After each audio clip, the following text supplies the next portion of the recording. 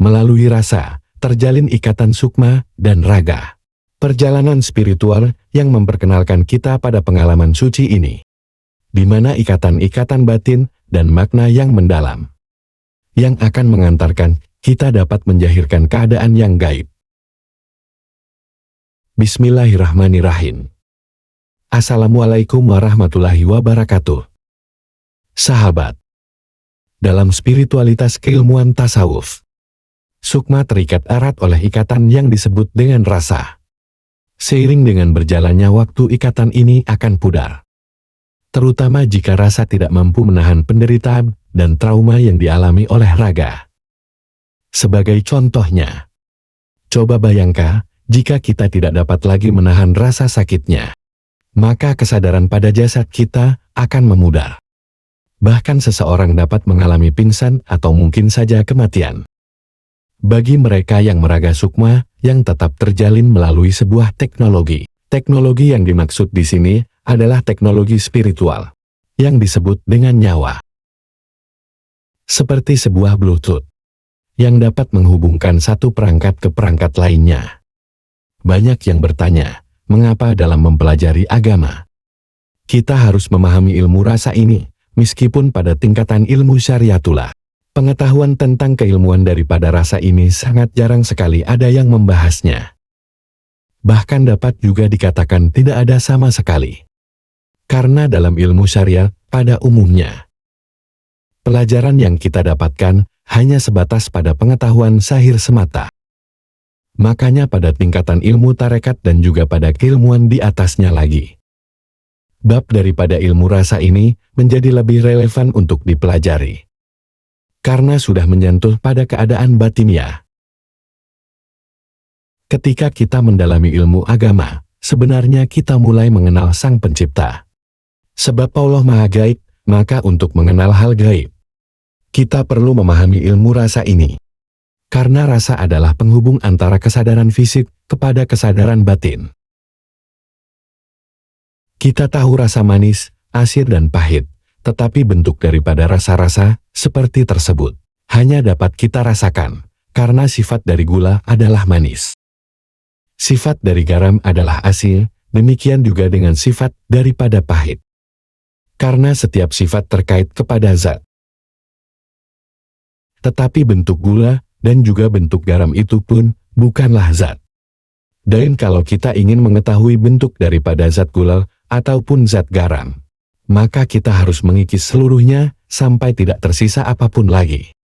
Yang tiada berbentuk, tiada berupa dan tiada dapat diraba atau dicium lagi.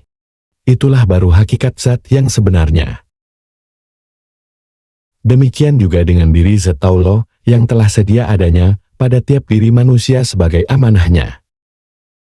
Sifat Maha Pengasih dan Maha Penyayang, Maha Melihat dan Maha Mendengar, semua telah terhimpun di dalam diri zat. Kalau kita mau melihat kepada zat, maka kita juga harus mengikis setiap lapisan hijab pada diri kita. Sampai pada satu titik kesadaran tertentu yang tiada dapat disebut sesuatu apapun lagi.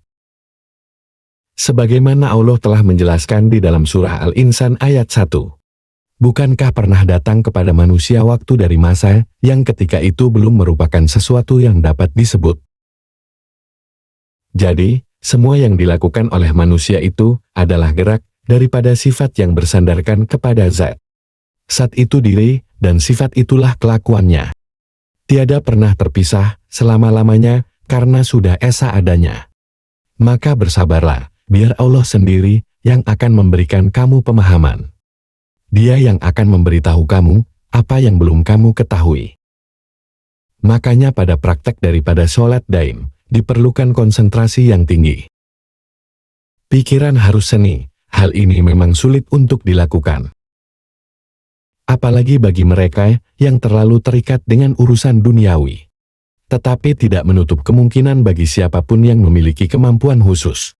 Tentunya atas izin dari Allah sendiri. Ilmu rasa, dalam konteks spiritual, dapat dibagi menjadi beberapa golongan. Seperti rasa tunggal sejatinya rasa, rasa sejati, dan rasa tunggal jati. Mengaji rasa menjadi sangat penting untuk dapat mengenali setiap keadaan hal yang gaib. Perjalanan spiritual yang memperkenalkan kita pada pengalaman suci ini. Namun apa hubungannya antara rasa dan jasad kita? Pertama, rasa tunggal. Dimiliki oleh jasad atau jasmani kita, mencangkup rasa lelah, lemah, dan capai. Sementara rasa lapar dan haus bukan milik jasmani, melainkan miliknya nafsu. Jangan abaikan jasad kita dalam mencari nafkah, baik itu lahir maupun batin. Merawat jasad dengan baik juga berkontribusi pada kehidupan spiritual. Selanjutnya, sejatinya rasa terjadi ketika rangsangan dari luar tubuh menimbulkan rasa. Seperti melihat sesuatu yang indah atau mendengar suara yang merdu. Rasa sejati timbul saat sesuatu keluar dari tubuh kita. Contohnya pada klimaks, pada saat hubungan seksual dengan seorang istri. Ketiga, rasa tunggal jati. Bagi mereka yang mampu meraga sukma atau salat dain. Pengalaman rasa tunggal jati sering mereka alami. Karena di sini melibatkan perasaan yang timbul pada saat nur keluar dari tubuh. Meraga sukma atau salat dain memerlukan konsentrasi dan tirakat tertentu.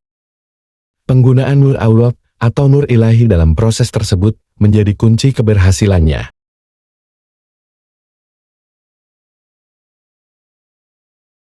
Dalam mendalami ilmu makrifat Islam, kita diajak untuk bertindak berdasarkan rasa. Seperti tidak membenci, tidak mendendam dan bersikap baik terhadap sesama makhluk Allah tanpa terkecuali. Rasa tunggal jati memiliki makna yang luas dan juga berkaitan dengan hidup kita sendiri. Rasa adalah asal-usul segala sesuatu yang ada, dengan demikian yang mendiami rasa adalah hidup. Dan hidup itu sendiri adalah sifat maha hidupnya Allah Subhanahu wa Ta'ala. Bagi manusia kita harus saling menghormati dan tolong-menolong sesuai dengan ajaran agama. Kemudian keilmuan pada zikir napas dapat membantu untuk mengatasi berbagai macam masalah dalam hidup ini. Dan juga memberikan alternatif-alternatif tertentu. Keilmuan ini memiliki hikmah dan manfaat yang luas. Tergantung pada niat amalan seseorang. Demikianlah pengetahuan tentang ilmu rasa. Mudah-mudahan dapat membawa kita pada pemahaman yang lebih dalam tentang kesejatian hidup dan spiritualitas kita. Sahabat, terima kasih telah menonton. Sampai jumpa di video selanjutnya. Salam sadar sejati.